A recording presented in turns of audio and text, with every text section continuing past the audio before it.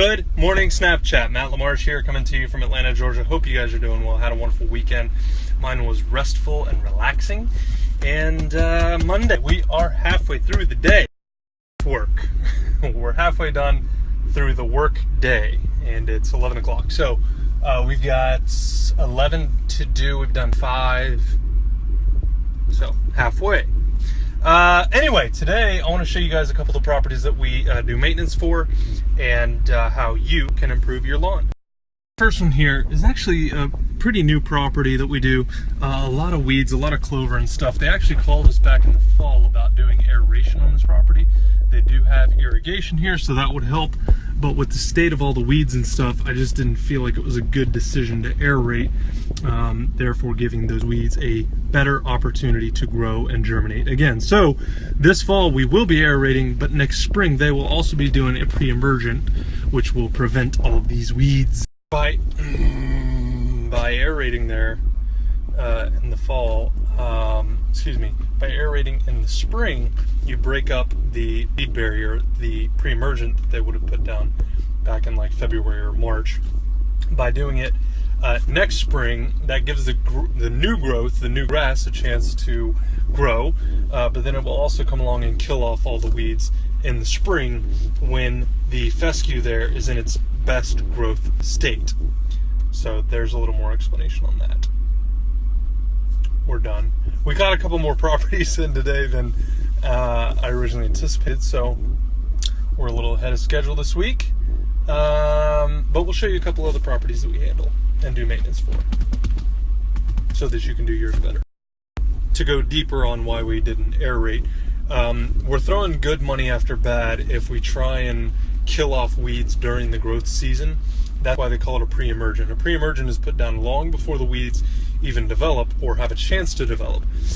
So if you're trying to kill off weeds in the middle of summer, it is very, very, very difficult. It can be done, but it's very, very difficult. But regular mowing, regular maintenance is part of that. So if you're regularly mowing, that will keep down a number of the weeds. That in conjunction with pre-emergent should be good. Every once in a while you'll see you got a spot tree here and there, but that's why you call professionals.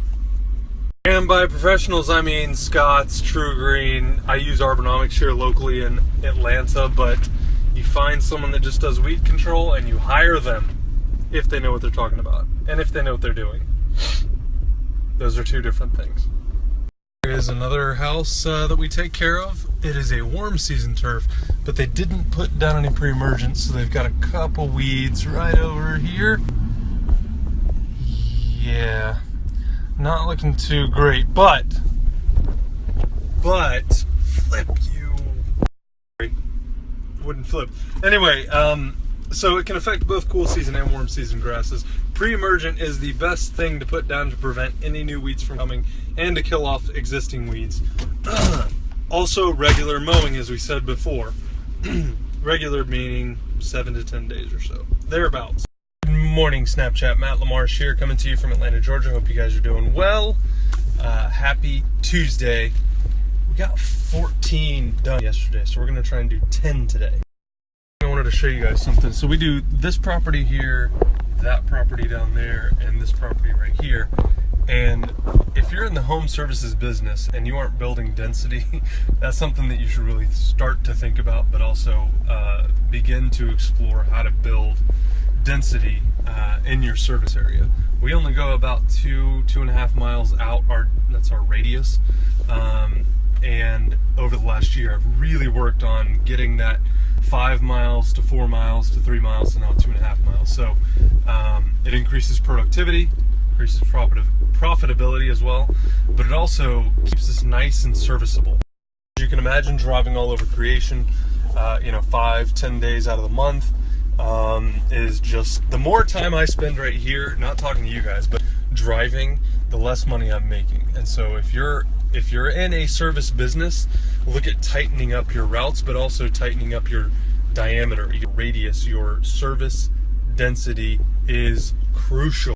One quick tip on how I've built that density is I ask my current customers to refer me out, to recommend me to their neighbors, to someone in their neighborhood, to someone up the street from them.